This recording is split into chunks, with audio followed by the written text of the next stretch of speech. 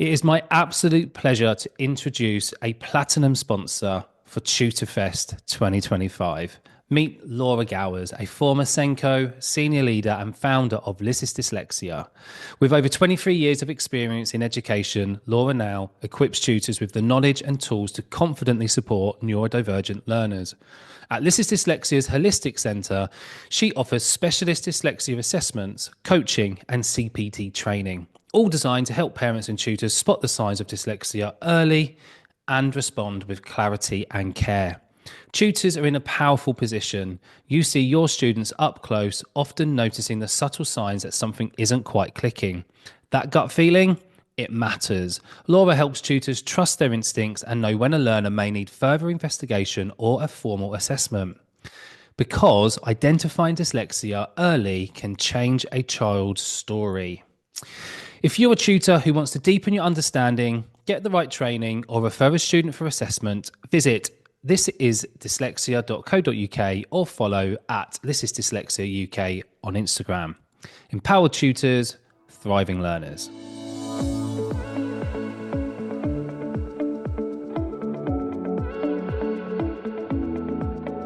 Right, okay, welcome back to another episode of Grow Your Tutoring Business.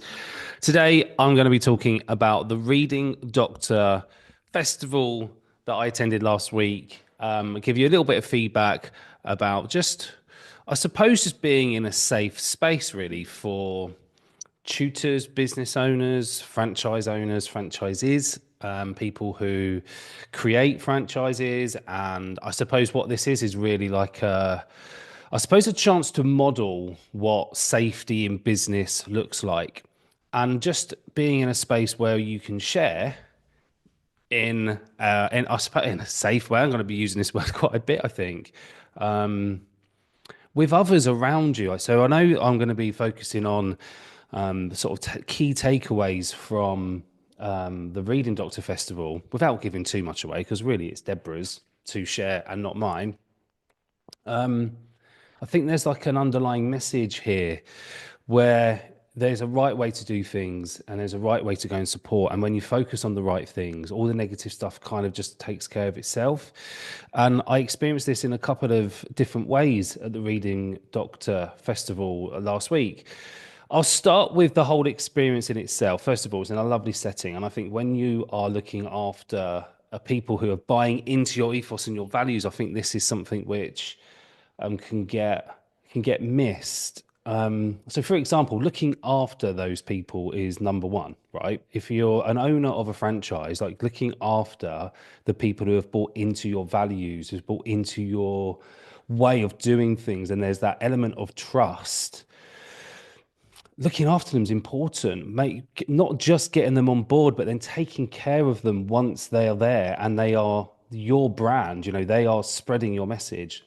And I think that's what Deborah does really well. She invests in her people, and so they invest their trust and time into the Reading Doctor. So it's kind of like this two-way relationship, which is what it should be.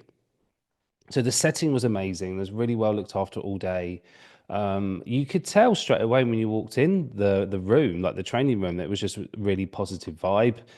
When I walked in, like I got the shock of my life, just because I'd planned a talk and it was really about building communities and then seeing your clients as a community rather than just as like cash cows, or seeing them as just people who will build your business and it's just money. I think in tuition, we're very good at this anyway, that we tend not to go down that path. We tend to not look at the business side of it, sometimes to our own detriment.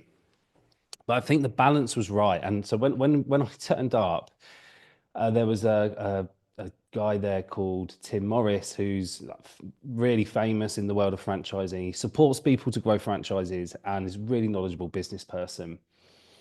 And his talk was pretty much identical to mine. Now, there were differences in terms of like the way he's coming at it and the way I would come at it, but essentially the same topics. And so I had to think on my feet. So straight away I was like, oh, I'm going to have to change mine. What am I going to talk about? And I still wanted to talk about community, because that wasn't something which Tim was really going into as much. He definitely did talk about it, but I think I was coming at it from a different angle. But what I loved about it is the things he was talking about was similar things that I would. So the one that's like reassuring, even though annoying on the day when I've got to come up with a new talk, but there is something reassuring about that. And it's a real eye opener just listening to somebody who's probably been in the business game for 15, 20 years longer than me. And so has lived and breathed this for a long while. And there's always things that you can learn. And so, yeah, took a copious amount of notes from when he was talking. And the one thing which I really hold on to, and it's just something which I'd really like everybody here to listen to and take action on, is that local marketing. And so, a big proportion of what he was talking about was thinking about, are you ignoring your local market?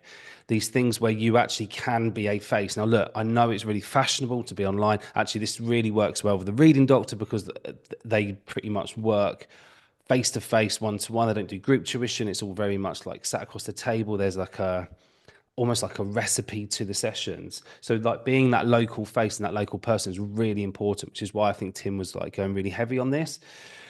But it's that whole like ignoring like the basics sometimes. Like leafleting gets a really bad name, but leafleting is really like a surefire way of getting your name out there. You just can't do a one and done approach. You have to keep doing it. And he gave a bit of advice which I'll share to you, which is at least once every 6 weeks. And you don't have to target 1,000 houses, just target 100 and then target them again in 6 weeks' time and then target them again in another 6 weeks. And I felt this was really simple way of doing it because one, 100 leaflets isn't going to cost you a lot. You can target where those 100 leaflets go. And to have it done every 6 weeks isn't that of a laborious task that it's quite achievable. Whereas I've done leaflets before and I've targeted like 3 big estates around where I live and it's probably about 1,500 leaflets every time. And so, first of all, the cost increases quite significantly, but also the time it takes to do it. Now, I've got 2 younger children.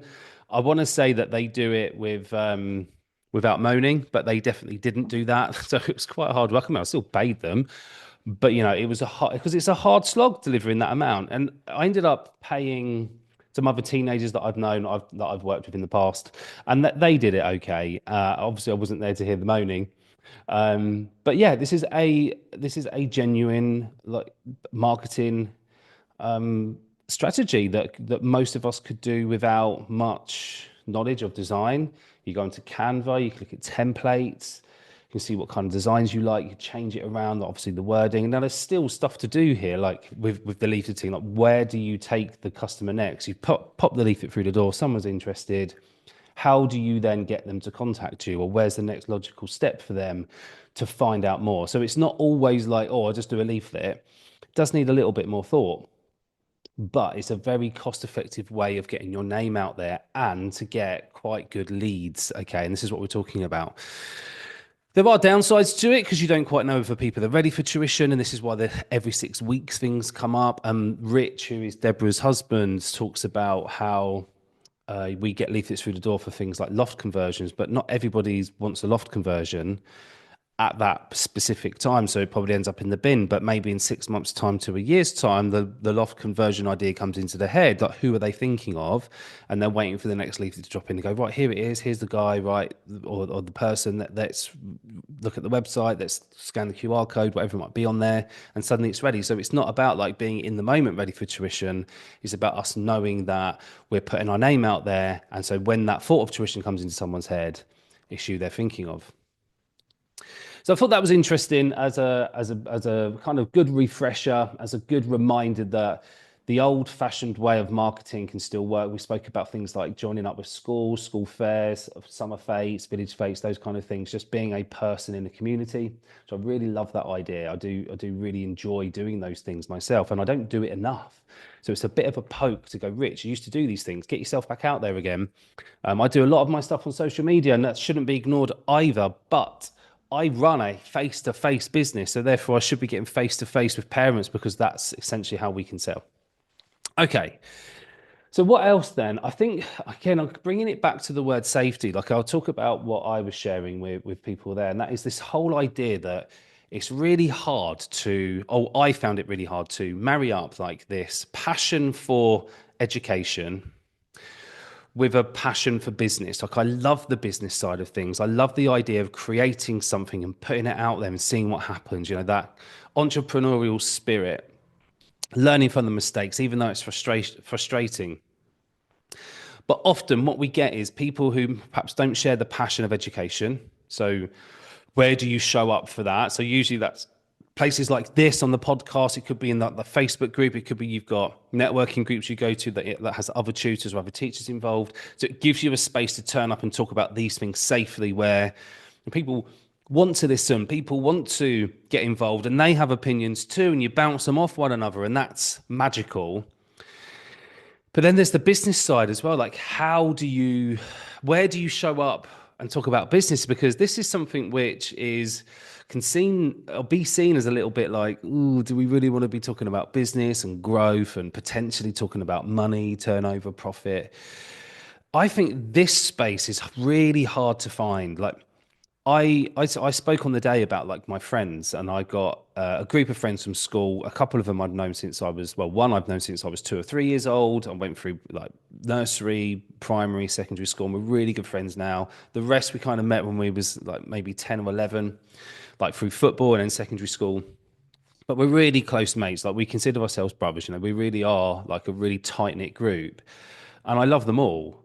But I can't turn up and talk about any of those two things there. So I have to turn up as someone else. And I actually think that that's quite a nice safety thing again. Like I'd just be rich with them guys. And I really appreciate it. But if I don't have an outlet to talk about this education thing and this business thing, like it's quite frustrating. Like I want to be able to talk about business growth. I want to be able to turn up and talk about how I want to package up tuition next year and bounce ideas off people. But I also want to talk about like the overall aim of the vision of the business, which is to support children to be lifelong learners, problem solvers, to make sure that when they leave school, they've got the skills they need, or at least they know how to practice those skills. Because I do think I don't want to put too much pressure on the tuition. In most cases, we work with children an hour a week.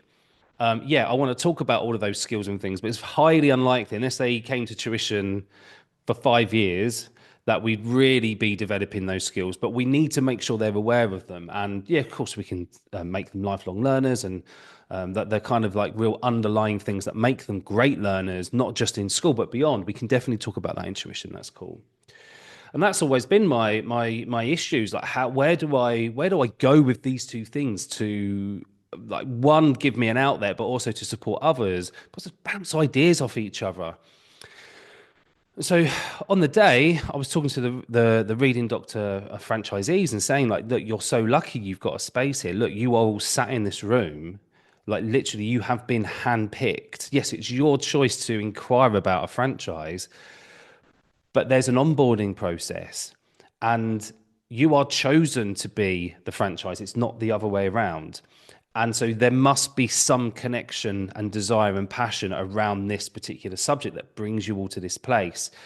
And I kind of jokingly said, but I do mean this as well, and in a lovely way. It's like, if Deborah Salsbury is like, if there was a scale of 0 to 100% of how passionate she is about reading, it's 200%. So if you are ever within like a 10-meter radius of Deborah, you will get sucked into a conversation about reading.